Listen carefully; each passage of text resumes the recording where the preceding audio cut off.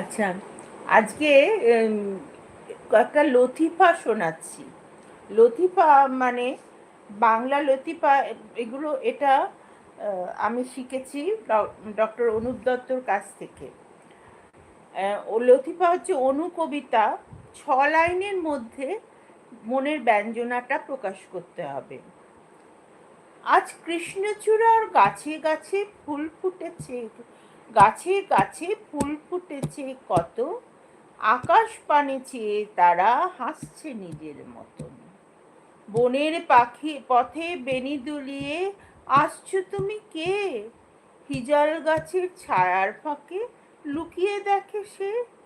মুখ ফুরিয়ে মুখ ফিরিয়ে দেখো সুখী, কে এসেছে কাছে, ফাগুন রাঙা মুখে তোমার সখা দাঁড়িয়ে আছে। ছোট ছোট করে 6 লাইনের করে